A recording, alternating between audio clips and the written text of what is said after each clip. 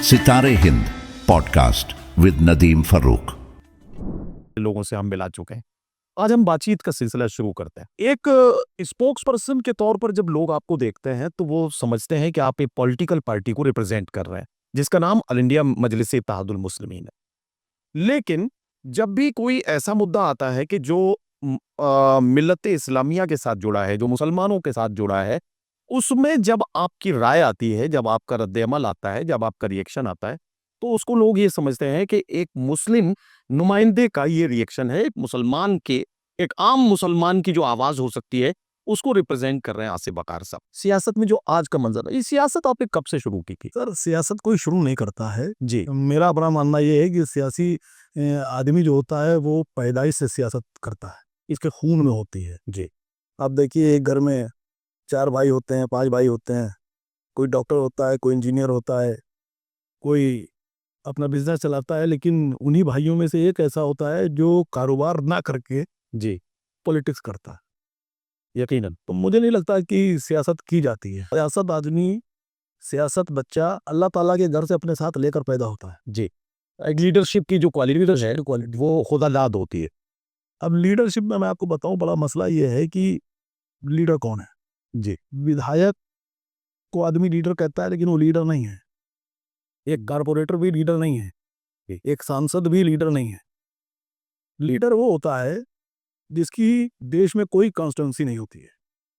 जी। जहां खड़ा हो जाए वही उसकी वही उसकी कॉन्स्टिट्यूंसी बन जाए। और विधायक की कॉन्स्टिट्यूंसी होती है। एक एमएलए अपनी कॉन्स्टिट्यूंसी में, अपने क्षेत्र में मेहनत करता है, अपनी आवाम के साथ खड़ा होता है। जी। एक सांसद अपनी कॉन्स्टिट्यूंसी में मेहनत करता है, अपनी आवाम के साथ दुख दर्द बांटता है। एक कारपोरेटर अपने क्षेत्र में काम करता है, अपने लोगों के साथ खड़ा होता है। लेकिन एक लीडर जी।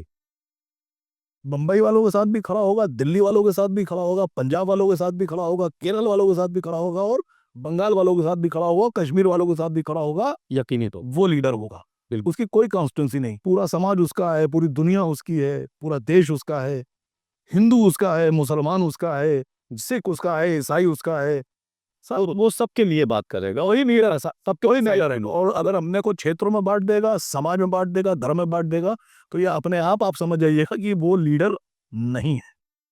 अच्छा आसिम भाई, आप मजलिस इत्तेहादुल मुस्लिमीन से जाहिर है कि आप जुड़े हैं, तो मजलिस इत्तेहादुल मुस्लिमीन के जो नेशनल लीडर हैं, जो उसका चेहरा है बैरिस्टर असदुद्दीन ओवैसी साहब, तो जाहिर है कि आप उनकी शख्सियत से बहुत मुतासिर होंगे, तभी आपने मजलिस इत्तेहादुल मुस्लिमीन की तरफ रुख किया है। असदुद्दीन ओवैसी साहब की शख्सियत की कोई ऐसी खास बात जिसे लोग नहीं जानते हैं अभी तक? लोग एक एमपी असदुद्दीन ओवैसी को जानते हैं, पार्टी के नेशनल प्रेसिडेंट के तौर पे उन्हें जानते हैं, लेकिन असदुद्दीन ओवैसी साहब की शख्सियत की कोई ऐसी बात जो लोग अभी तक नहीं जान पाए? असदुद्दीन ओवैसी साहब के बारे में आपको एक बात बता दूं जी। कि वो 2 भाई सियासत में हैं। जी। छोटे भाई का नाम है अकबरुद्दीन ओवैसी और बड़े भाई का नाम है असदुद्दीन ओवैसी। अकबर साहब से शुरुआत करता हूँ। जी। अकबरुद्दीन ओवैसी साहब जब सियासत में आए तो लोगों ने उनके बारे में कहा कि आप जीत गए हैं, अब जश्न मनाया जाए आपके एमएलए जीतने पर। तो देश में पहला एक ऐसा लीडर मुझे मिला जिसके बारे में मैंने ये सुना, उनकी स्पीच भी है। उन्होंने कहा कि मैं तब तक अपने जीत का जश्न नहीं मनाऊंगा जब तक के मेरे लोग मेरे इलाकों में अपने बच्चों को शिक्षित नहीं करेंगे और स्कूल नहीं कर भेजेंगे। जी। और उन्होंने पहले दिन से एक शुरुआत की स्कूलों पे काम करने की। जी। ऑल इंडिया मजलिस इत्तेहादुल मुस्लिमीन, असद ओवैसी साहब और अकबर ओवैसी साहब देश में ऐसे रहनुमा हैं, ऐसे लीडर हैं जिनकी अपनी लीडरशिप के तहत उनके करीब 12 से 13 इंटर कॉलेजेस चलते हैं। जी। एक केजी टू पीजी कॉलेज उन्होंने बनाया है।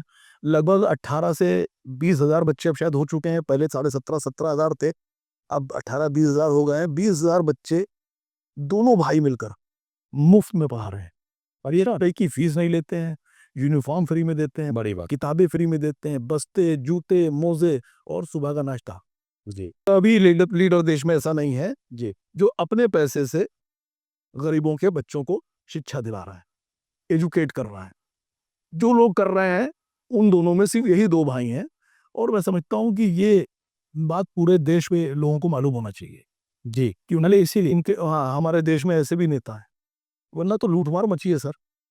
ऐसा नहीं है कि सियासी लीडर्स के एजुकेशन में काम नहीं कर रहे हैं या सियासी लीडर्स जो है उनके स्कूल नहीं है। स्कूल है, साथ में 5-5, 8-8 हज़ार, 10-10 हज़ार रुपए फीस ली है। हाँ, वो असल में वो स्कूल जो है बिज़नेस मॉड्यूल का हिस्सा है, बिज़नेस मॉड्यूल का हिस्सा है, जो अ, बहुत सी चीज़ें उनमें छाई हैं। जी।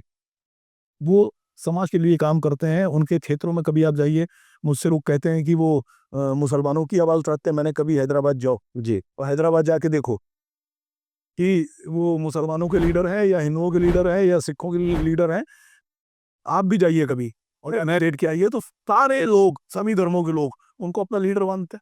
मैं अभी पिछले दिनों मैं समझता हूँ 3-4 महीने पहले हैदराबाद के एक मुशायरे में था जो उनके मेडिकल कॉलेज में मुशायरा था। और ज़ाहिर है कि मेरे ख़्याल से ओवैसी मेडिकल कॉलेज के नाम से ही वो मेडिकल कॉलेज है जहाँ वो मुशायरा था। अकबर साहब उस मुशायरे में मौजूद रहे और पूरा टाइम उन्होंने उस मुशायरे में शोरा इकराम को सुना। मेरी ठीक-सी मुलाकात भी उनसे हुई। तो मैंने जो बात आप कह रहे हैं, मैंने वहाँ महसूस की और इस बात को मैंने ये देखा कि वहाँ के तलबा में और ख़ास तौर से जो जिस गेस्ट हाउस में हमें ठहराया गया था, तो वो जो बच्चियों का जो वो था, तो उसके बराबर में था वो। तो बच्चियों की आमद-रफ़्त वहाँ से थी, तो मुशायरे के बाद जब हम निकले, तो बहुत सारी बच्चियों ने जब अपनी खुशी का इज़हार किया कि बहुत दिनों के बाद एक अच्छा मुशायरा और ये वो। तो वहाँ मैंने ऐसे ही पूछ लिया, मैंने कहा अकबर साहब के बारे में मैं ये सोचता हूँ कि लोग उनसे बड़ा झिझकते रहते हैं, बहुत झेंपते रहते हैं ऐसा। तो आप लोग कैसा महसूस करते हैं? तो उन्होंने बताया कि हम अकबरुद्दीन ओवैसी साहब के सामने या उनके साथ बिल्कुल ऐसा महसूस करते हैं जैसे कोई बहन अपने बड़े भाई के साथ, जैसे कोई बेटी अपने बाप के साथ, हम उतना ही महफ़ूज़ उनके साथ महसूस करते हैं। तो मैंने इसके लिए अकबर साहब को मुबारकबाद भी दी। लेकिन आसिम भाई एक इल्ज़ाम आप लोगों पर लगता है और वो इल्ज़ाम बड़ा अजीब-सा है और इसको आपके साथ वैसे तो आपकी पार्टी का नाम है मजलिस-ए-इत्तेहादुल मुस्लिमीन, आप मुसलमानों के हक़ की आवाज़ भी उठाते हैं और जब-जब मुसलमानों पर कोई बात आती है, तो सदन में ओवैसी साहब बोलते हैं, टीवी पर आप बोलते हैं और दूसरे सूबों में भी आपके जो दीगर आपके साथी हैं वो भी बोलते हैं। लेकिन जब कोई इम्तिहान का वक़्त आता है जैसे लोग कहते हैं कि साहब सीएए एनआरसी का जब एहतिजाज का वक़्त था, जब मुसलमानों पर इतनी बड़ी मुसीबत थी, उस वक़्त एमआईएम क्यों दिखाई नहीं दी? ऐसा लोग कहते हैं। तो इस बारे में ज़रा साहब अपना बताएँ। सर, मुझे लगता है कि जिन लोगों से आपकी बात हुई है, जी, वो देखते नहीं हैं। मैं आपके सामने बैठा हूँ। जी। सीए के प्रोटेस्ट में और एनआरसी के प्रोटेस्ट जब शुरुआत हुई थी तो हम लोग दिल्ली तक गए। अच्छा सीएए एनआरसी में आप दिल्ली गए। मैं मेरी स्पीच है जामिया में, जी, जामिया के गेट पर जी, जी, जो प्रदर्शन चल रहा था, उस प्रदर्शन में मेरी स्पीच है। जी, हाँ, मैं आपको अपनी स्पीच का वीडियो दे दूँगा, फ़ोटो दे दूँगा और शाहीन बाग गया मैं। जी। कई जगह हम लोगों ने हिस्सा लिया, मजलिस के लोगों ने कई जगह प्रदर्शन में हिस्सा लिया और कहीं कई जगह पर तो मजलिस ने प्रदर्शन स्टार्ट कराया। अच्छा, हाँ, वो तो ख़ैर पूरे मुल्क में ही जगह-जगह होने लगा। हाँ, वो मसला ये है कि आप जैसी नज़र से देखेंगे, आपको दुनिया वैसी ही दिखाई पड़ेगी। आप जिस जैसे लोगों से मिले हैं, वो दरअसल एमआईएम पर कटाक्ष करने वाले लोग हैं।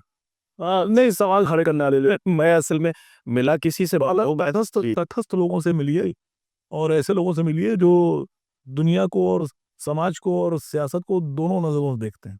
जी। अच्छी बात तो एमआईएम की पूरी लीडरशिप मतलब from top the bottom to bottom मतलब पूरी तरह से एक-एक कार्यकर्ता जो है वो सीए एनआरसी के एहतजाज सर, असद साहब खुद शामिल रहे। असद साहब भी शामिल रहे। असद साहब पूरी तरीके से शामिल रहे। इतना बड़ा जुलूस निकला हैदराबाद में कि पूरे हिंदुस्तान में कहीं नहीं निकला।